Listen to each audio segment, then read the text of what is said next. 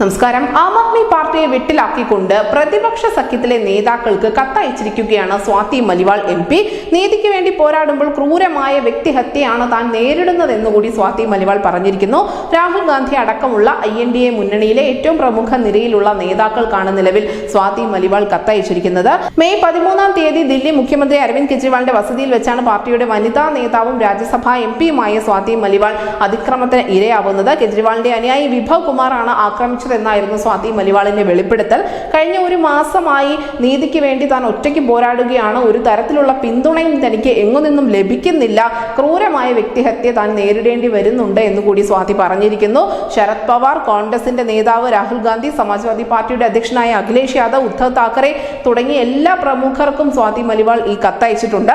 അനീതിക്കെതിരെ പോരാടുന്ന പെൺകുട്ടികളെ വേട്ടയ്ക്ക് വിട്ട് നൽകരുത്. അവർക്ക് ധൈര്യം നൽകുന്നതിന് വേണ്ടി ഈ വിഷയം വ്യാപകമായി തന്നെ ചർച്ച ചെയ്യേണ്ടതുണ്ട്. പ്രതികരണത്തിനായി സമയം കണ്ടെത്തണമെന്നുകൂടി അവർ ആവശ്യപ്പെടുന്നുണ്ട്.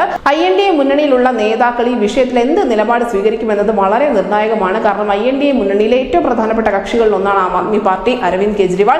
അതുകൊണ്ട് തന്നെ അരവിന്ദ് കെജ്രിവാളിനെതിരായി ഉയരുന്ന ഈ ഒരു ആരോപണം അത് എങ്ങനെയായിരിക്കും ഇന്ത്യ മുന്നണി കൈകാര്യം ചെയ്യുക എന്ന് കണ്ടറിയേണ്ടിയിരിക്കുന്നു. ഇന്ത്യ മുന്നണിക്കും അരവിന്ദ് കെജ്രിവാളിനുമുള്ള ഒരു വലിയ കുരുക്ക് തന്നെയാണ് ഇപ്പോൾ സ്വാതി മലിവാൾ കത്തിലൂടെ ഇട്ടിരിക്കുന്നത്. News desk news India Malayalam.